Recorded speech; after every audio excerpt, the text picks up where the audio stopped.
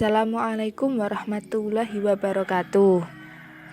Di sini saya akan menjelaskan tentang pengertian Wali Songo.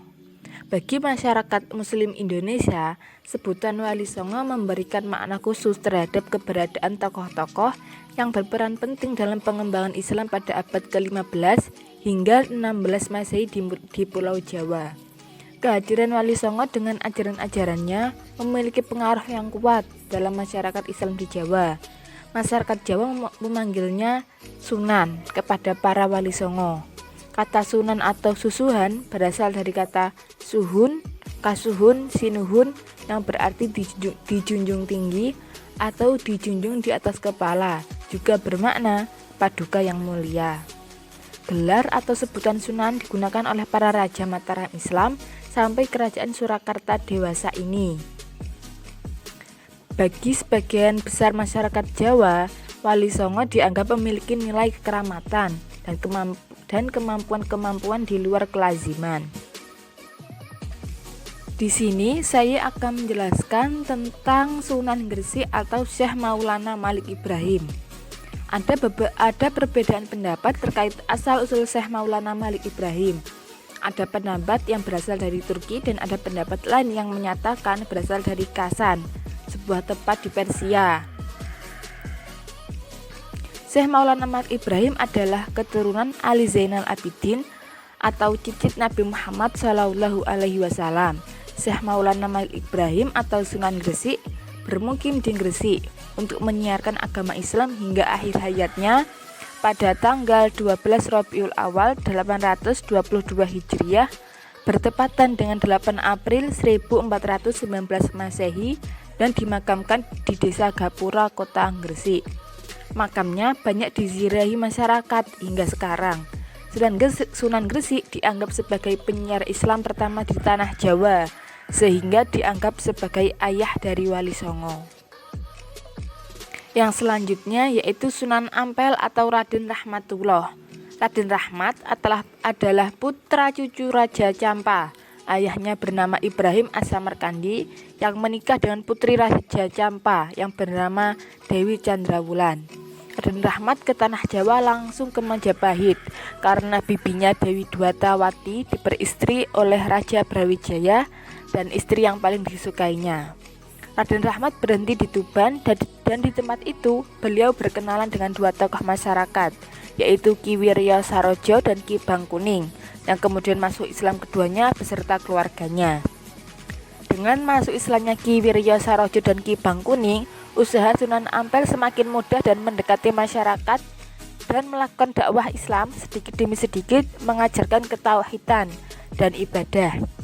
Beliau wafat pada tahun 1506 Masehi. Beliau dimakamkan di Komplek Masjid Ampel, Surabaya.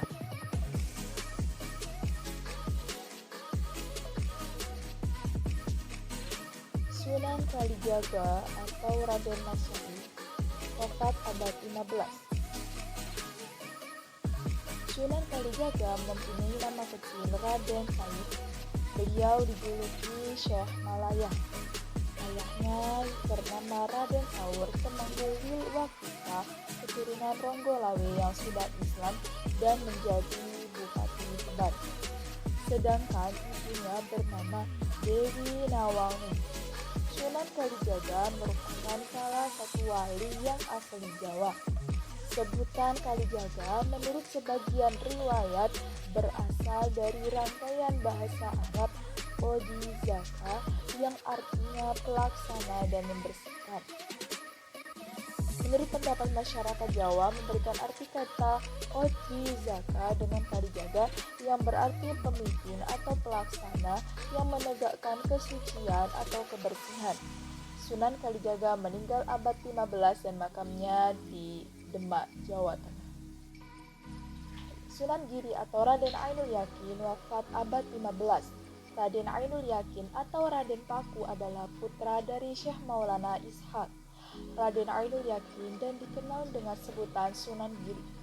Sunan Giri merupakan saudara ipar dari Raden Patah, dikarenakan istri mereka bersaudara. Raden Ainul Yakin kecil di bawah asuhan seseorang wanita kaya raya yang bernama Nyai Gede Maloka atau Nyai Ageng Tandes. Setelah menginjak dewasa, Raden Ainul Yakin menimba ilmu di pesantren Ampel Denta, Surabaya milik Sunan Ampel.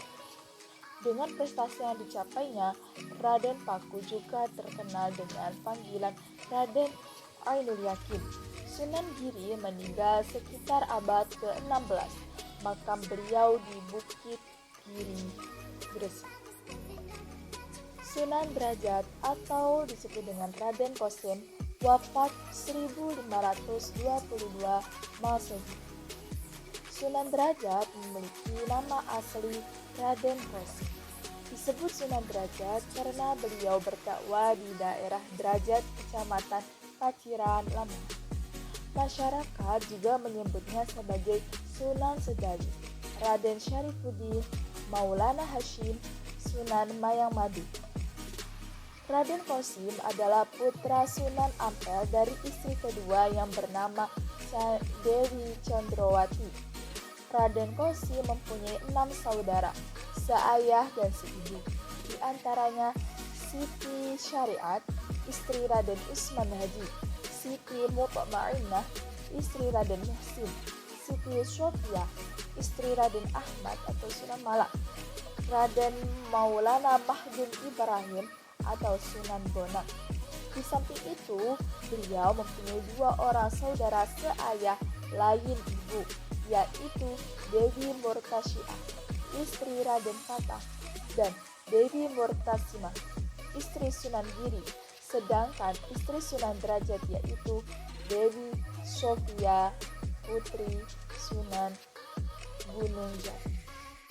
Sunan Kudus atau Raden Ja'far Shodiq wafat pada tahun 1550 Masehi. Sunan Kudus bisa juga dikenal Ja'far Shodiq atau Raden Unduk. Beliau dijuluki Raden Amir Haji sebab ia pernah bertindak sebagai pimpinan jamaah haji. Dikenal sebagai seorang pujangga cerdas yang luas dan mendalam keilmuannya, Sunan Kudus merupakan putra Raden Usman Haji yang menyebarkan agama Islam di daerah Diang Panolan, Blora, Jawa Tengah. Dalam silsilah, Sunan Kudus masih keturunan Nabi Muhammad SAW. Sunan Kudus juga dikenal dengan julukan Wali Al-Ilmi karena sangat menguasai ilmu agama, terutama tafsir, fikih, usul fikih, tauhid, hadis, serta logika. Sunan Kudus juga dipercaya sebagai panglima perang Kesultanan Demak. Sunan Kudus pada tahun 1550 wafat dan dimakamkan di komplek Masjid Menara Kudus. Sunan Muria atau Raden Umar Syahid abad ke-15. Sunan Muria adalah putra Sunan Kalijaga dengan Dewi Saroh. Nama aslinya Raden Umar Syahid. Semasa kecil ia bisa dipanggil Raden Prawoto. Dikenal sebagai Sunan Muria karena pusat dakwah dan bermukim beliau di Bukit Muria. Dalam dakwah beliau, seperti ayahnya, ibarat mengambil ikan tidak sampai keruh airnya. Dalam sejarah tidak diketahui secara persis tahun meninggalnya, dan menurut perkiraan, Sunan Muria meninggal pada abad ke-16 dan dimakamkan di Bukit Muria, Kudus. Sunan Gunung Jati atau Raden Syarif Hidayatullah tahun 1570 Masehi, dikenal dengan sebutan Sunan Gunung Jati. Nama asli beliau adalah Syarif Hidayatullah.